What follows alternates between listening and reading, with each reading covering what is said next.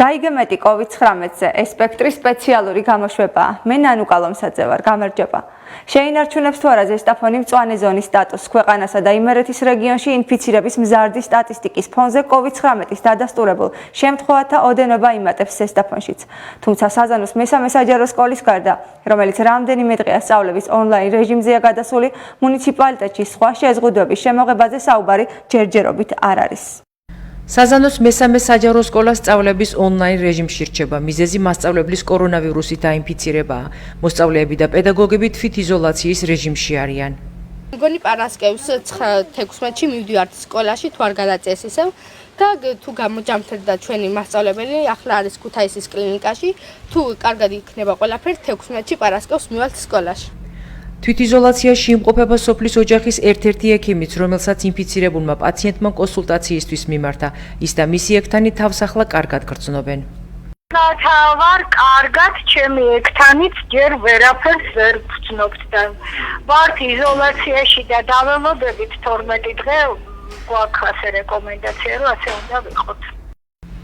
სოფელში ამ ეტაპზე კიდევ ერთი ინფიცირებულია COVID-19 დაუდასტურდა ადგილობრივს, რომელსაც თავის მხრივ დაავადებულ მძღოლთან ჰქონდა კონტაქტი. მძღოლი და ერთ-ერთი მგზავრს დაუდასტურდა, მოიწეს კონტაქტები და ეს პაციენტი გახდა თუ სიმპტომა, მაგრამ დაუდასტურდა. ტესტი იყო დადებითი. რაც შეეხება ჩვენთან ამბულატორიაში, დაცვის საშუალებები გამოვიყენებთ ნიღაბს, ფარს, ხელთათმანებს, სადიზოლაციო ხსნარს. ასევე ბევრი პაციენტის ერთად მოსვლის შემთხვევაში ვიყენებთ ის დისტანციას. რა თქმა უნდა, მოსახლეობა ინფორმირებულია, სატელეფონო კონტაქტები გვაქვს და ასე შემდეგ. ძირითადად პირველ რიგში, პირველ ეტაპზე ტემპერატურიანი პაციენტებიც ეკავენ ოჯახის ექიმთან და ისე რომ აცრების დროს არ მოხდეს დაუშვათ ბევრი პაციენტის ერთდროულად მიღება. ზესტაფონის გარდა, როგორც მხარის გუბერნატორი სატელეფონო კომენტარში ამბობს, ონლაინ სწავლების რეჟიმზე გადავიდნენ წყალტუბოს, ქუთაისისა და ტყიბულის ის სკოლები, სადაც COVID ინფიცირების ფაქტები დადასტურდა. ზვიად შალამბერიძის თქმით, იმერეთში დღეის მდგომარეობით სიტუაცია კონტროლს ექვემდებარება და ზომების გამკაცრების საჭიროება დღის წესრიგში არ დგას. დავიდასტურდა 65 დადებითი COVID ინფიცირებული, ეს არის არა მარტო ქუთაისში, არამედ სხვა რაიონებში, სამწუხაროდ ყავს სკოლის მოსწავლეებიც, მასწავლებლებიც და შესაბამის ზომებს ვატარებთ ყველა მიმართულებით, სადაც ეთიკა. მქონდა წყალტუბოში, ერთ-ერთ სოფელში, ქუთაისში რამდენიმე სკოლა და ტყიბულში იყო გუში, ძირითადად სადაც მოხდა ძალიან ცოტა ესეთი მრავალრიცხოვანი ინფიცირება ბავშვების და მასწავლებლების. და თავისთავად ყველა სკოლა პრინციპში გადაყვანილია ონლაინ სწავლების რეჟიმზე და ვინც ახლა კონტაქტებია თავისთავად არიან კარანტინში. ჯერჯერობით ზომის გამკაცრების აუცილებლობა იმერეთის რეგიონში არ არის, ვინაიდან სიტუაციას ვაკონტროლებთ თავიდან ბოლომდე და ჩვენ არ გვაქვს ესე ვთქვათ უკონტროლო გავრცელება. ოფიციალური სტატისტიკის მიხედვით, რეგიონში 450 COVID ინფიცირებული გადის მკურნალობის კურსს, 1800 თვითიზოლაციის რეჟიმშია, 200 კი კარანტინში. ჯანდაცვის რეკომენდაციების დაცვით დაიწყო სასწავლო სააღმრთელო პროცესი ხარაგაულის მუნიციპალიტეტის სკოლამდელ დაწესებულებაში გედსამანიის მეოცე ბაგაბაღმა აღსაზრდელები პირველად მიიღო. სააღმრთელო პროცესის განახლება მშობლებს, პედაგოგებსა და პატარებს გაერთიანების დირექტორმა და სოფლის დეპუტატმა მიულოცეს. ვიმყოფებით ახლა გედსამანიაში, სადაც დღეს მეოცე საბავშვო ბაღი გაიხსნა. ახეთ ალბათ როგორი ხიარულები იყვნენ, როგორი მოტივირებულები იყვნენ.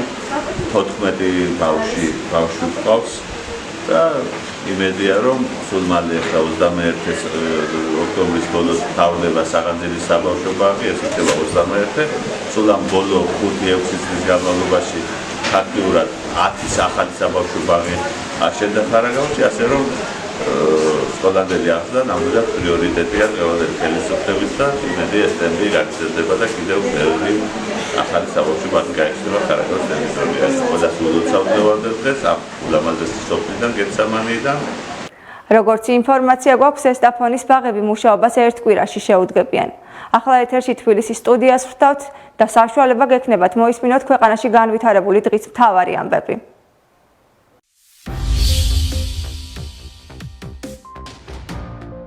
ახალი კვლევის შედეგები ბრაზილიიდან და სეზონური გრიპის საწინააღმდეგო ვაქცინა. დღეს ბაღებში მისულ ახსაზრდელებს ახალი წესების დაცვა მოუხდათ. საკოორდინაციო საბჭოს ხდომა და განცხადებები, დაწესდება თუ არა ახალი შეზღუდვები.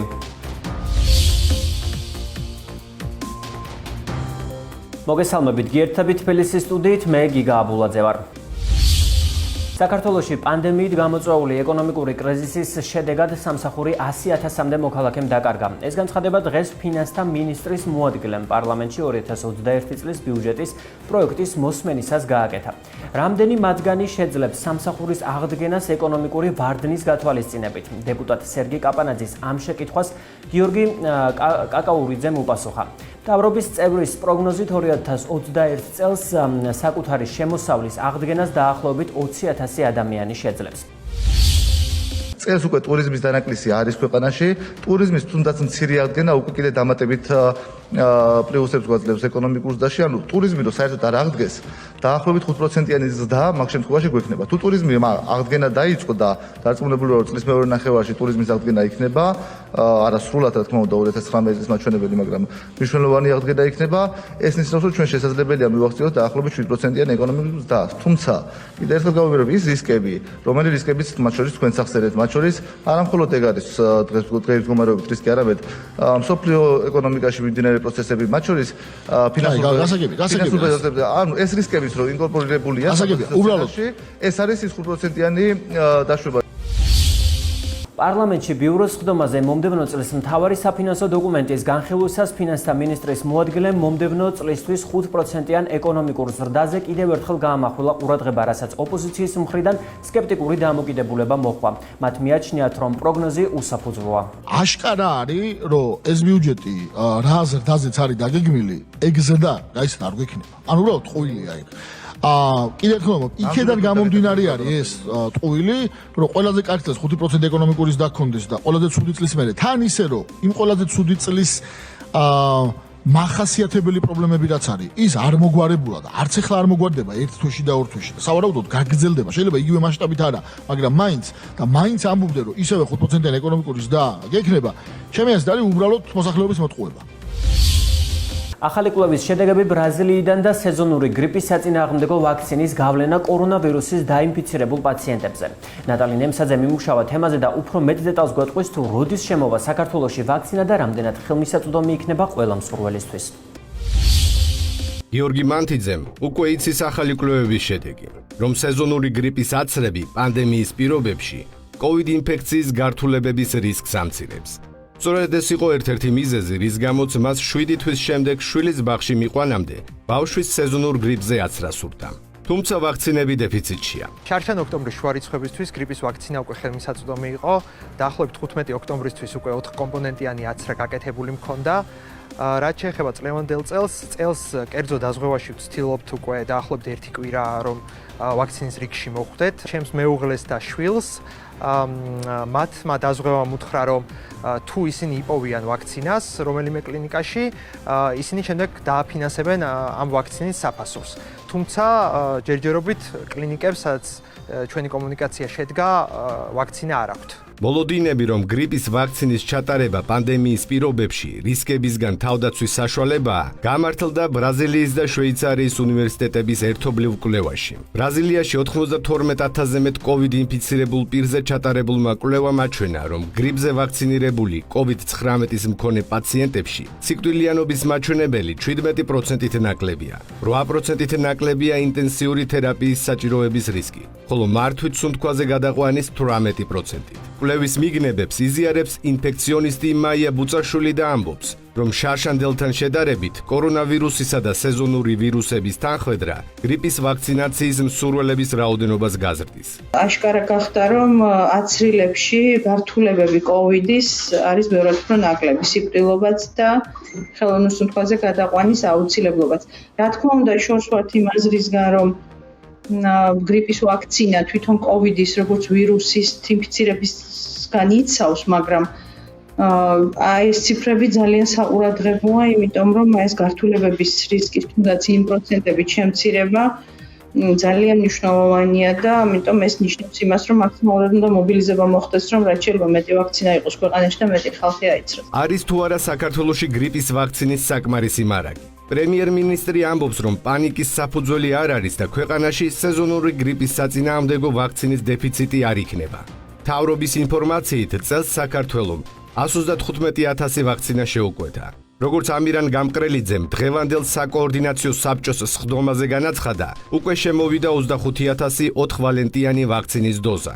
მეორე პარტიის შემოსვლას მთავრობა 23 ოქტომბრის შემდეგ ელის. 25,000 დოზა გამოყენებული იქნება ყველაზე უფრო მაღალი რისკ ჯგუფებისთვის და პოლიკლინიკებში აიცრებიან ყველაზე მაღალი რისკ ჯგუფები. ესენი არიან პირველ რიგში ორსული ქალბატონები, აიცრებიან მოხუცთა სახლების ბინადრები, ბავშვთა სახლების ბინადრები, ბავშვთა საამზრდელო დაწესებულებების ხედელობაში მაქსიმე ბაღების პედაგოგები და მომვლელი პერსონალი, ასევე შიციანი ავადმყოფები, ვინც იმყოფებიან მკურნალობაზე, ასევე გეპატიტიანი ავადმყოფები, ვინც იმყოფებიან მკურნალობაზე, დიალიზიანი ავადმყოფები.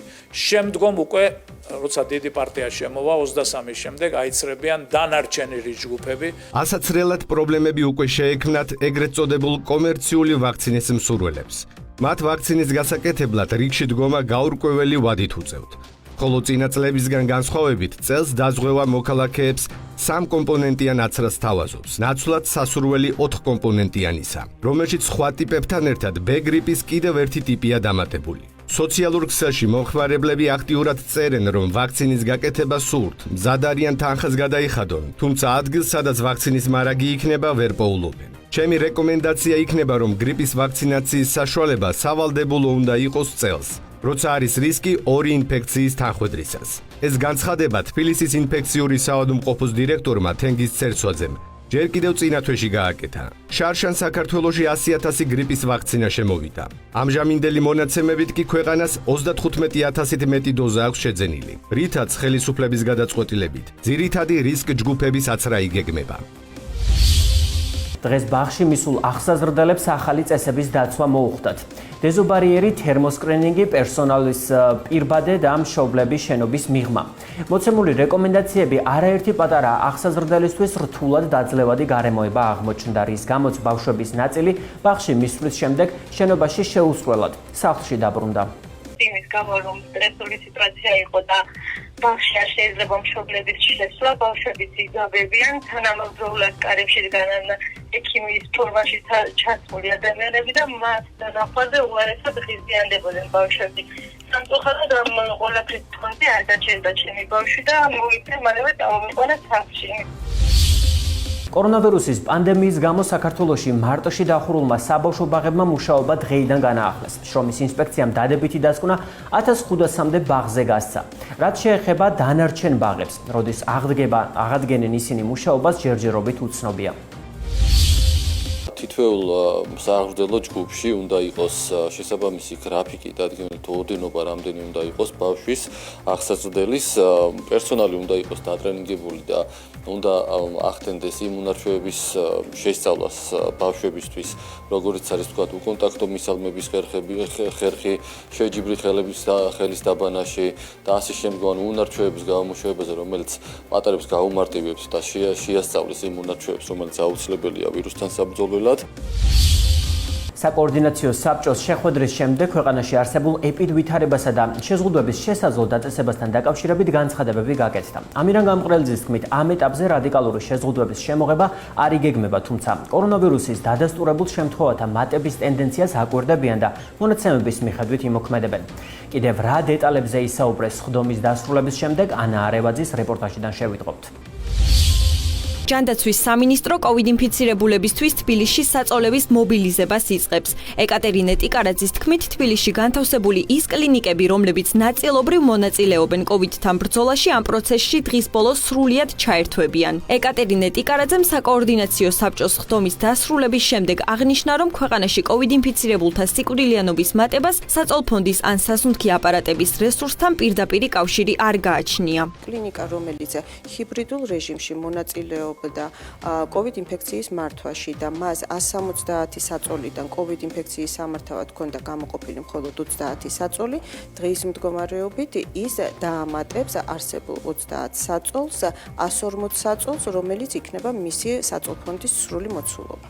დღესვე ჯანდაცვის მინისტრმა განაცხადა, რომ სასწრაფო დახმარების ექიმებს კორონავირუსზე ტესტირება 72 საათში ერთხელ ჩაუტარდებათ. აქამდე მათი ტესტირება 2 კვირაში ერთხელ ტარდებოდა. მისი თქმით, დედაქალაქში ეპიდემიოლოგიური ვითარება საყურადღებოა და პირბადეების გამოყენების კუთხით ღონისძიებები გამკაცრდება.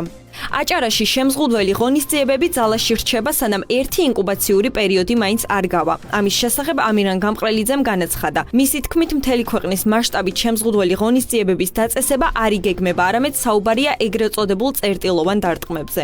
დაიწყება მალე მასწავლებლების ეგრეთ წოდებული რანდომული ტესტირებაც და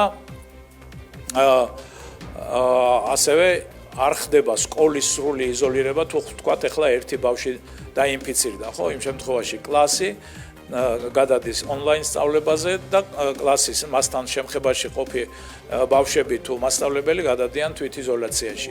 აი ესეთი წერტილოვანი შეზღუდვები თბილისის მასშტაბით განხორციელდება არა მარტო სკოლებში, არამედ იგივე დიდ დაწესებულებებშიც. ბოლო 24 საათში საქართველოში ოფიციალური მონაცემებით კორონავირუსის 478 შემთხვევა დადასტურდა, რაც გასულ 3 დღესთან შედარებით ყველაზე დაბალი მაჩვენებელია. StopCovid-ის მიხედვით ინფიცირებულთა რაოდენობა 12262-ია, მათგან 6528 უკვე გამოჯამრთელდა, 93 კი გარდაიცვალა.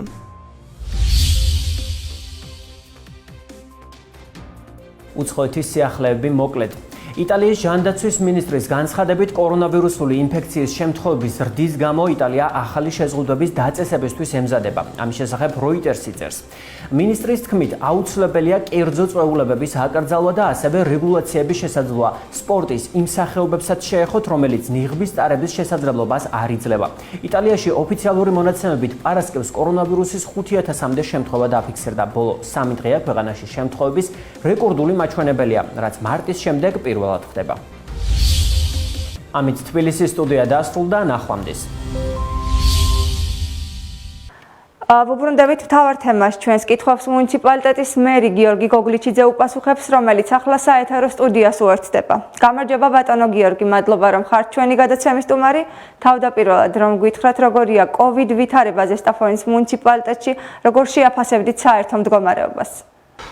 ჩვენ სტატისტიკურად, როდესაც COVID-ი შემოვიდა საქართველოში, მთლიანობაში ჩვენს მუნიციპალიტეტში არის 11 COVID ინფიცირებული.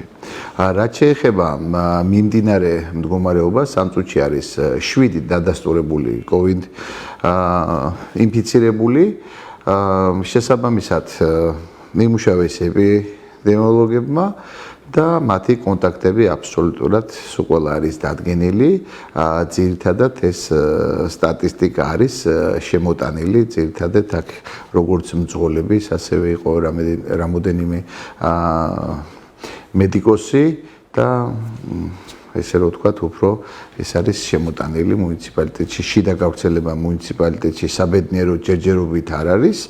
და დანარჩენი კონტაქტები ყველასი არის დადგენილი, არიან თვითიზოლაციაში, ასევე 5 პიროვნება არის კარანტინში და შესაბამისად სიტუაცია არის კონტროლებადი და აყვანილი არის კონტროლზე.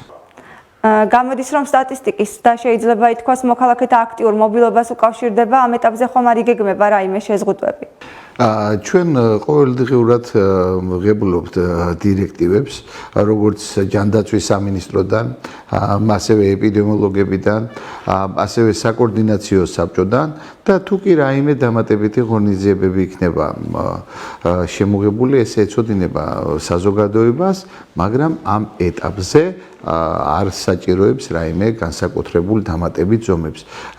ჩვენ როგორც ჩვენი მუნიციპალიტეტის მოსახლეობა, ესე ზოგადად მოსახლეობა მიწის, უნდა დავიცვათ სოციალური დისტანცია, დახურულ შენობებში უნდა შევიდეთ ნიღბით და ეს სიტუაცია თუ მუნიციპალიტეტში თუ ზოგადად ქვეყანაში იყო შენარჩუნებული, ისევ და ისევ საზოგადოების თანადგომით იყო ეს შენარჩუნებული, იმიტომ რომ ძალიან ორგანიზებულად და მობილიზებულად იმ სხვადასხვა ჯანდაცვის სამინისტროს გულისხმობს ამოსული დირექტივებისაგან თუ სხვადასხვა იმ ღონისძიებებში, სადაც საზოგადოებაც იყო ჩართული, აბსოლუტურად ზედმიწევნით სრულდებოდა და ზუსტად იმ სტატისტიკა იმაზე მეტყველებს, როდესაც საზოგადოება არის ჩვენს გვერდით და ერთობლივად ხორციელდება ეს ღონისძიებები, რომელსაც ჯანდაცვის სამინისტროს რეკომენდაციები ქვია.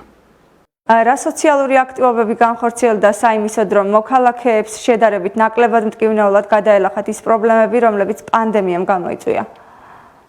ბატონი გიორგი გახარიასაგან პირველივე დღეს, როდესაც საკოორდინაციო საბჭო დასრულდა და მიიღო იქნა მიღებული საკარანტინე ზონებიდან გამომდინარე ჩაიკეტა ზოგიერთი მუნიციპალიტეტი შეირჩა ზღვარი, როდესაც რისკ ჯგუფები არის უფრო 70 წელს ზემოთ, აბსოლუტურად მთელ საქართველოში, ასევე ჩვენს მუნიციპალიტეტში ყველა 70 წელს ზემოთ მარტო ხელა მოხუცმა მიიღო ის სოციალური პაკეტი, რითაც იყო სხვადასხვა პროდუქტები, სასურსათო პროდუქტებს გულისხმობ.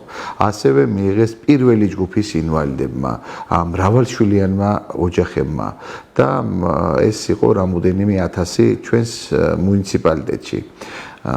ასე რომ ძალიან ხელისუფლება იმუშავა ძალიან კარგად და ეფექტიანად და მთელმა მსოფლიომ აღიარა, არა მარტო ჩვენმა მოსახლეობამ, მთელმა მსოფლიომ აღიარა, რომ საქართველო გაუმკლავდა მას როგორც რეგიონში, ასევე ერთ-ერთი ევროპის სხვადასხვა სტატისტიკურ მონაცემებს თუ გადავხედავთ ჩვენ კოვიდისას, ერთ-ერთი ქვეყანა ვართ, სადაც იცით თქვენ როგორც პრესით, ასევე ტელევიზიები ჩუქდებოდა ეს ყველაფერი და ასე რომ ეს იყო სწორედ იმ გუნდის და იმ გუნდის ხელმძღვანელის დამსახურება, რომელმაც ესე კრიზისული მენეჯმენტი განახორციელა. შეიქმნა თუ არა რაიმე პრობლემა ინფრასტრუქტურაში, რის გამოც რომელიმე პროექტზე უარის თქმა გახდა საჭირო, ან თუნდაც გადადება მოხდა? ინფრასტრუქტურული პროექტები რეგულაციებიდან გამომდინარე მუნიციპალიტეტში იყო რამოდენიმე დღე შეჩერებული. ხელისუფლებიდან როგორც პრემიერიდან, ასევე ვიცე-პრემიერისაგან, ქალბატონი მაია ცკიტიშვილისაგან, მისი მოადგილისაგან, ბატონი ილია ბეგიაშვილისაგან ყოველდღიურ რეჟიმში ხდებოდა ინფრასტრუქტურული პროექტების სამუშაოების მონიტორინგი, როდესაც ჩვენ მოგვეცა უფლება, რომ განახლებულიყო სამუშაოები.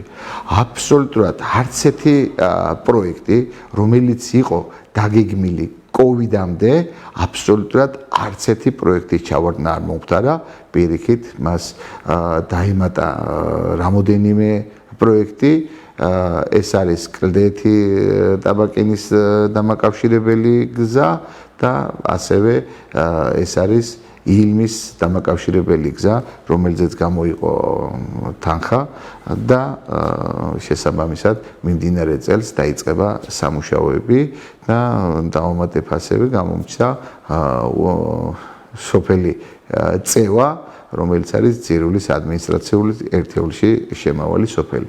ასე რომ ნაცვლად იმისა, რომ რაიმე კორექტირება მომხდარიყო და რაიმე ცვლილება ინფრასტრუქტურულ პროექტებზე მომხდარიყო, კოვიდიდან გამომდინარე არ მომხდარა, ხაზს უსვამ პირიქით დაემატა სამ ადმინისტრაციულ ერთეულში, ეს არის ილემი, კლდეთი ტაბაკინის დამაკავშირებელი და ძირულაში სოფელი წევის დამაკავშირებელი გზა, რომელიც მიდის წმინდა გიორგის ტაძრამდე. ბუნებრივია ჩვენ კიდევ ბევრი კითხვა გვაქვს ბატონო გიორგი, თუმცა ამ ეტაპზე დრო ამის საშუალებას არ გვაძლევს, ამიტომ ახლა უნდა დაგემშვიდობოთ. იმედია მალე შევხვდებით სხვა თემებზე სასაუბროდაც. მადლობა ქალბატონო ნანუკა, მე წარმატება მინდა უსურვო თქვენს ახალ პროექტს და ჩვენ ერთად ჩვენი მუნიციპალიტეტისათვის ძალიან ბევრ სასიკეთო პროექტებს გავაკეთებთ, როგორც თქვენი ტელევიზიის მიმართულებით, ასევე ჩვენი მუნიციპალიტეტის მიმართულებით სხვადასხვა პროექტებს გულისხმობ, სადაც იქნება სოციალური აქტივობა. დღევანდელი გადაცემა ამით დასრულებულია. ერთმანეთს შემდეგ ორ შაბათს შევხვდებით. ნახვამდის.